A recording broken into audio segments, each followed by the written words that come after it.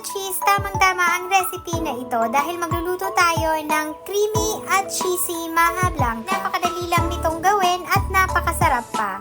Sa isang pan, maglagay ng 1½ cup cornstarch, itong 2 tablespoon cheese powder na magbibigay kulay din sa ating maha at naglagay rin ako ng 1/2 teaspoon asin. So i-mix natin ito para maghalo yung mga ingredients na ating nilagay. Next nating ilalagay itong 2 cups na tubig. Take note, ang apoy dito ay hindi pa naka-on or wala pa itong apoy mga mamshis dahil hahaluin lang muna natin ito bago natin i-on ang apoy. So, i-mix natin ito ng mabuti para matunaw yung cornstarch.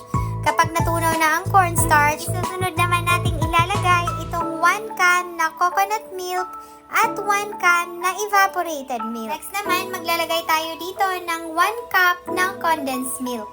So, kung gusto nyong mas matamis pa, ay ubusin nyo na lang yung 1 can na condensed milk.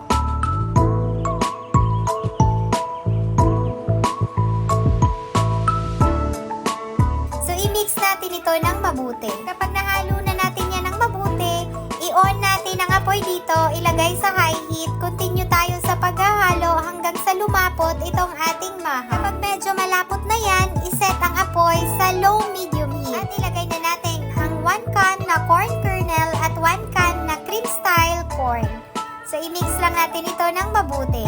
Ang apoy dito nakalagay na sa low heat. Pagkatapos, ilalagay natin ang cheddar cheese. O ini-slice ko lang yan ng maliliit. At haluin natin ito. Huwag tayong titigil sa paghahalo para hindi maglasang cornstarch itong ating maha blanca. So naglagay rin ako dyan ng 1 tablespoon na unsalted butter. Tunawin lang ang butter at kapag natunaw na ang butter, ito ay luto na. Medyo tunaw na nga ang ating butter, continue lang tayo sa paghahalo para matunaw din yung cheese na nilagay natin dito. Mas maigi kung quick melt na cheese ang ating ihahalo. Luto na ito, ngayon naman itatransfer agad natin ito dito sa ating pan or any container na paglalagyan nyo.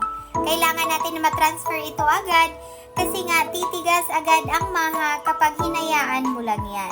Kailangan matransfer agad ito sa lagayan. Flatten natin ang top nito para maging straight siya. Hayaan muna natin ito sa ref ng mga 3 hours para mag-set siya.